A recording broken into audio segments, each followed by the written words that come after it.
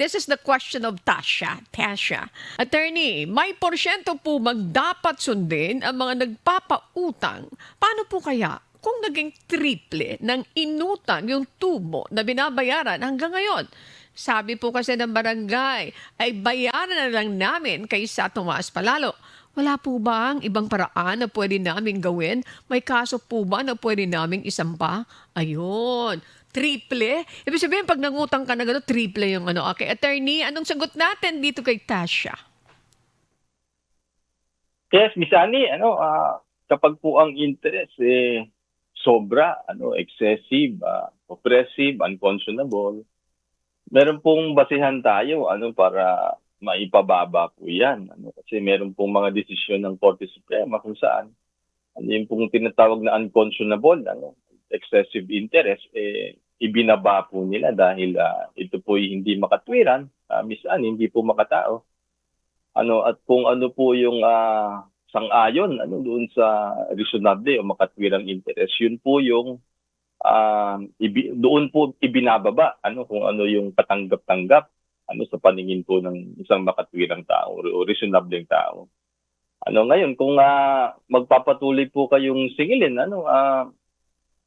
subukan po siguro ninyo na pag-usapan mo na Miss Annie, kasi sa pamamagitan ng pag-usap na mahinahon,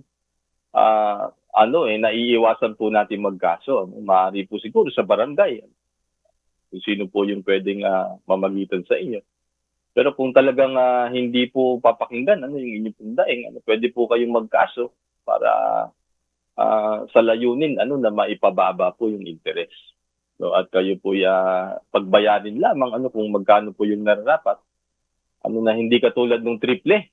Yung triple kasi masyado po mataas yun.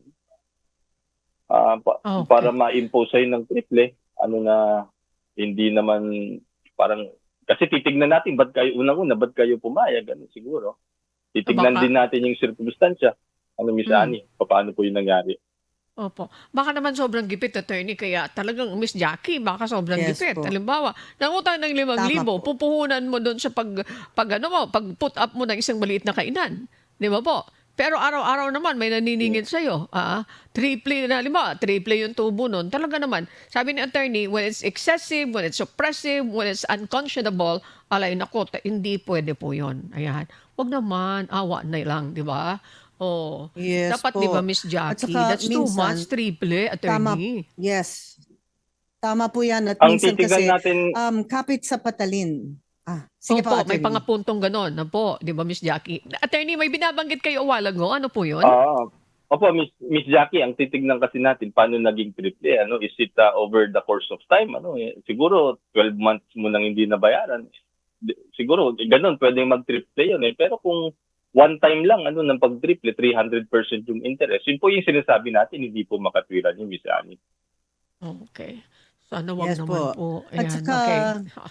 yes po, minsan yung nabanggit ko nga ay kapit sa patalim, no? At minsan yung principal nabayaran na po, tapos yung interest tuloy-tuloy pa rin po at mas malaki na po sa principal. Pag ganun po, saan po pwedeng magreklamo, no, Attorney VP Talaw? Miss Jackie, yan yung mga yung tinatawag yung mga loan shark, usually pinakamababa dyan, 5%, 10% yung patubo kada buwan. Although hindi ka naman agad-agad makatakas dun sa obligasyon kasi meron kang inutang. Ang pwede po nating gawin siguro pwede nating i-consign yung amount ng principal at yung nararapat lamang na interest para hindi po tumakbo yung obligasyon ninyo at hilingin po natin sa husgado na ipababa. So yung 300%, yung 10% per month, times 12 mo yun sa isang taon, 120%. Masyado po That's mataas yun. correct. Kasi ang Opo. ating legal interest, Miss Annie, 6% lang. In the absence of any stipulation, 6% lang po yan. So, ibig sabihin, 6% annum yun. Ibig sabihin, sa loob ng isang taon. Per annum. Per Opo. annum po yun.